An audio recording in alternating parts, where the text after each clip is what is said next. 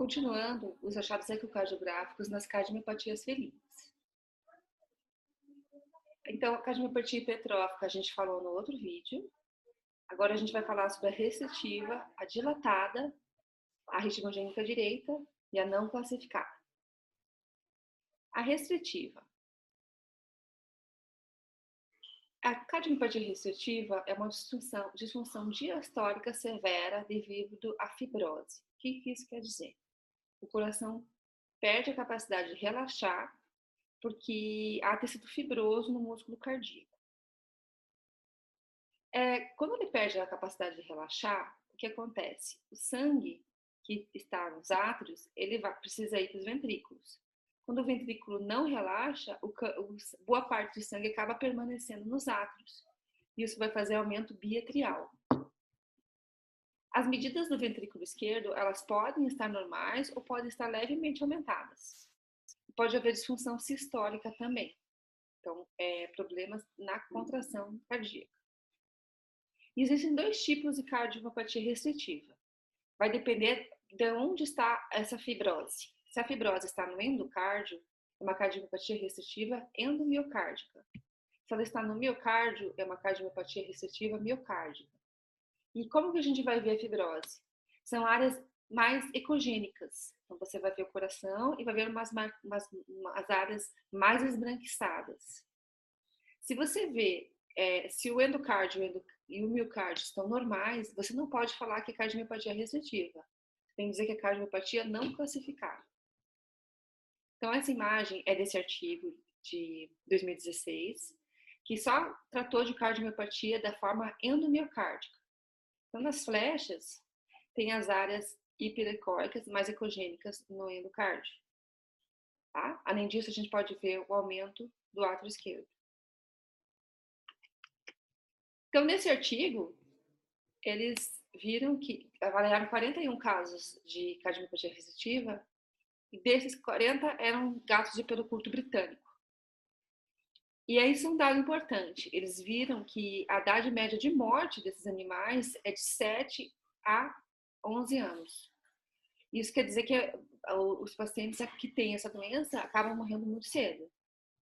Eles apresentam dificuldade respiratória como o principal sinal, e você pode ter arritmia atrial e tromboembolismo aórtico. Sempre que tem aumento do átrio esquerdo, pode haver o tromboembolismo aórtico, né? E o que é importante? Então, o prognóstico não é muito bom dessa doença, né? Que vai até o máximo de 11 anos. Nessa imagem, é outro caso de cardiomiopatia restritiva, bem clássico. A gente vê o aumento do átrio esquerdo e do átrio direito. E os ventrículos estão aqui, sem capacidade de relaxamento.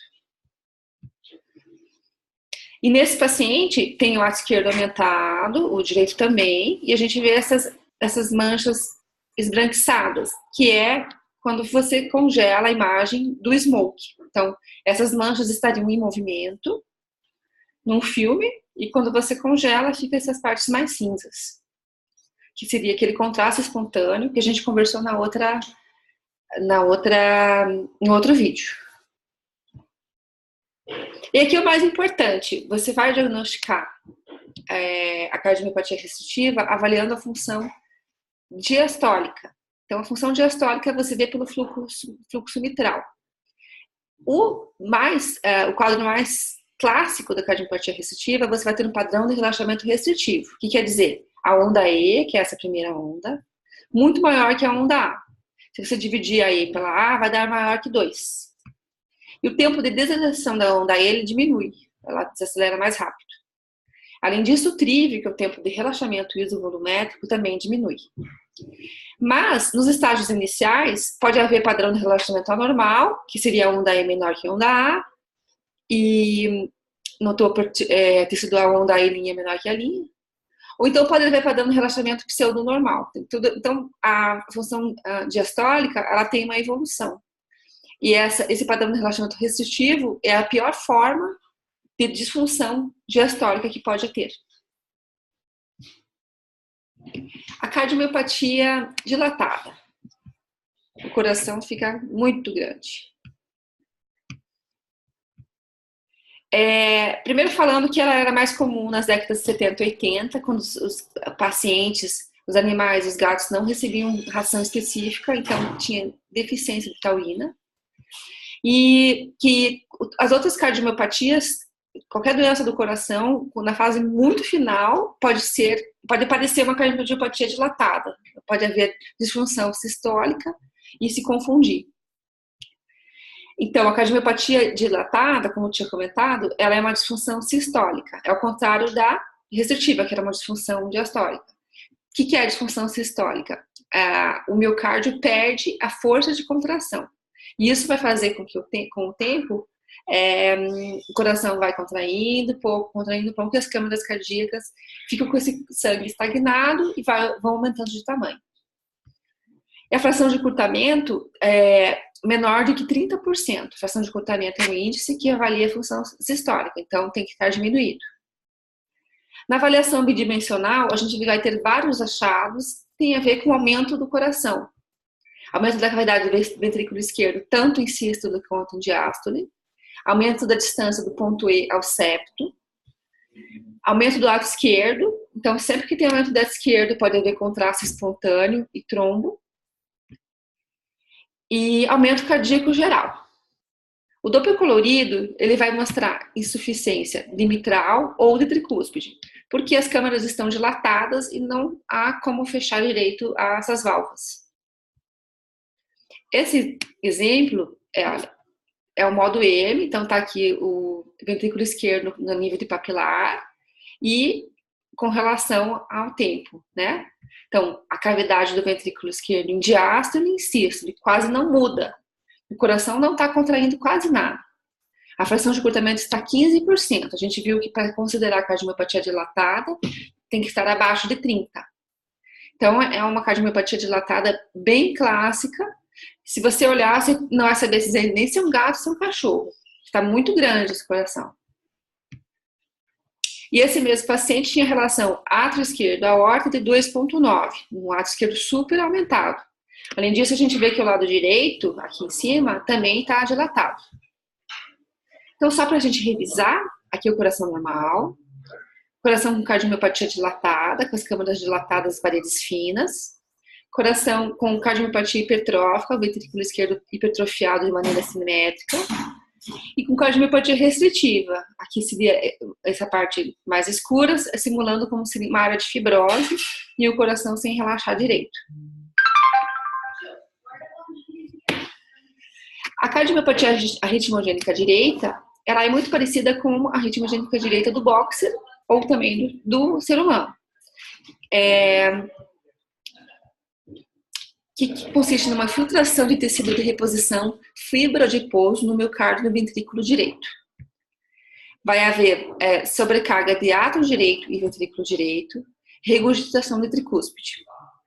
E a parede do ventrículo direito vai estar espessada. Então, isso é interessante para diferenciar, por exemplo, de uma hipertensão pulmonar, né? Quando está aumentado o ventrículo direito, o átrio direito, e a hipertensão pulmonar, o ventrículo direito está espessado.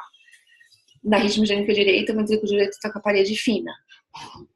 E para você diferenciar de displasia de tricúspide, é porque essa acontece mais em filhotes, e em adultos vai ser uma cardiomiopatia arritmogênica direita. O Doppler colorido, ele vai mostrar insuficiência moderada a importante de tricúspide, e pode não haver diferença de gradiente entre as duas câmaras, quando a insuficiência é muito grande. Então, imagine que o átrio direito e o ventrículo direito estão tão aumentados e as cúspides da tricúspide estão tão separadas que acaba trabalhando com uma câmara só. Aí você vai colocar o Doppler colorido e não vai ver mosaico de cores. Então, essa imagem eu peguei desse artigo de 2016, que foi o primeiro caso de cardiomiopatia relatado no Brasil. Então, a gente teve o ventrículo esquerdo e o ventrículo direito. A gente vê o átrio direito gigante e o ventrículo direito também muito grande. Nesse paciente, eles fizeram eletro e não viram extracístoles ventriculares, não viram VPC. A gente sabe que no boxer é bem comum a gente ver no eletro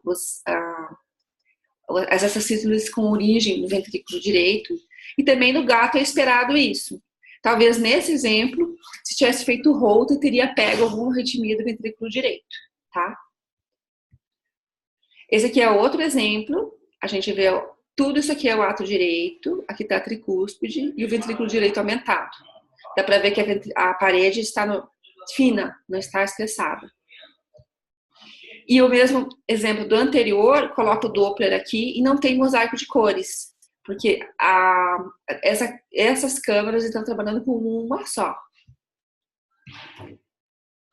E por último, a cardiopatia não classificada. Toda vez a gente vai dizer que é não classificada quando os achados ecocardiográficos não correspondem às cardiomiopatias anteriores. Pode ser semelhante à restritiva, por exemplo, aumento biatrial, porém sem áreas hiperecóicas, que é aquilo que eu tinha comentado. Para dizer que é restritiva, você tem que olhar o endocárdio, o miocárdio e ver áreas com ecogenicidade maior. Se você acha que está normal, você vai dizer que é não classificado. E muitos cardiologistas falam que pode ser apenas estágio inicial de uma outra cardiomiopatia. Por isso que eu coloquei a foto dos gatinhos.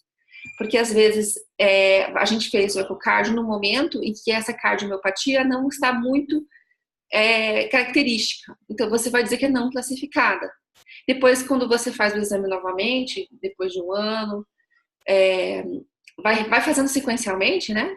Você vai essa doença do miocárdio vai ficando mais esclarecida. Então esse aqui seria um resumo de tudo que a gente vê em todas as cardiomiopatias.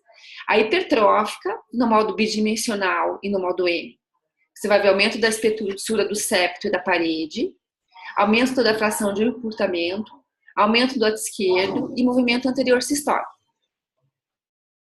No Doppler, você pode ter uma leve disfunção diastólica. Então, onda E menor que onda A. Se você dividir E por A menor que 1. E E tecidual dividido menor que A tecidual. Além disso, o tempo de desaceleração da onda é aumentado e tempo de relaxamento isovolumétrico aumentado. Você pode ter obstrução dinâmica da via de saída do ventrículo esquerdo e regurgitação de mitral. Na cardiomiopatia dilatada, aumento de todas as câmaras cardíacas, diminuição da fração de encurtamento e hipocinesia. Você olha no modo bidimensional e parece que o coração quase não contrai. Você pode ter regurgitação de mitral ou tricúspide. Na cardiomiopatia restritiva, aumento biatrial e áreas hiperecóicas no endomiocárdio ou no miocárdio. No Doppler, onda E é muito maior que onda A, se você dividir E por A maior que 2, e no tecidual, E' é menor que A'. Diminuição do tempo de desaceleração da onda E, diminuição do TRIV e regurgitação de mitral.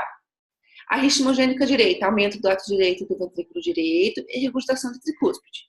E a não classificada pode ser hipocinesia localizada, alteração na congenicidade, pode ser várias coisas. E você pode ter a regurgitação de mitral ou tricúspide. Por isso que a não classificada acaba sendo a que há mais controvérsia entre os cardiologistas. Porque, na verdade, ela não tem nenhuma característica muito importante. Eu gostaria de falar de alguns conselhos finais com relação ao exame de gatos. Existe a indicação de você fazer timolol colírio 20 minutos antes do exame. Por quê? Porque assim você vai diminuir a frequência cardíaca e vai conseguir fazer uma avaliação da função diastólica melhor. Se o gato está com a frequência cardíaca muito alta, a onda E e a do fluxo mitral, elas ficam fusionadas. Aí você não consegue saber se o E está maior que o A. Não consegue avaliar a função diastólica. Então a intenção é que você separe essas ondas. Se for fazer ecoeletro, você está ainda praticando, adquirindo mais habilidade, melhor começar pelo ecocardio, tá? E lembrar que o exame ecocardiográfico é o padrão ouro para diagnóstico das cardiomiopatias. Eu acho que para quem está começando é melhor iniciar o exame pela janela paracinal direita, porque aí você vai fazer já o modo M, você pode fazer a espessura do septo da parede, vai ter noção da fração de encurtamento, tamanho das câmaras, a relação ato esquerdo da aorta. Você pode avaliar na via de saída do ventrículo esquerdo a espessura, se tem movimento anterior sistólico, se tem obstrução dinâmica da via de saída do ventrículo esquerdo, se tem insuficiência de mitral. E você pode fazer ainda longitudinal 4 câmeras e ter noção do tamanho de todas as 4 câmeras.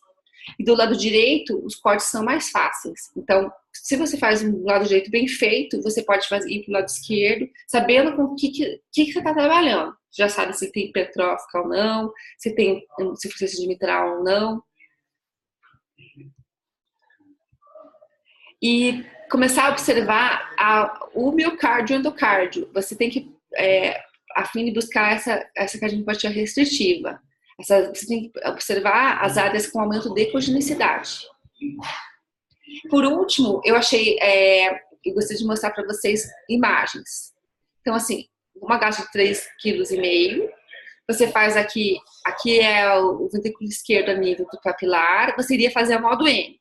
Vamos dizer que tenha dado 6 milímetros. Então, para uma gata de 3,5 kg, 6 milímetros corresponde a uma cardiomiopatia hipertrófica. E aqui a relação ato esquerdo à aorta é 1,7, também está aumentado, porque o normal é até 1,5. Então, o diagnóstico para essa gata seria cardiomiopatia hipertrófica. Esse animal aqui, ele tem o mesmo ventrículo esquerdo a nível dos papilares, só que tudo isso aqui é ventrículo direito.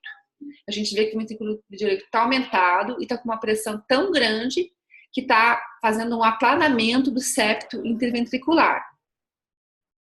E desse lado você vê o lado esquerdo da aorta relação normal e você vê todo o lado direito aumentado.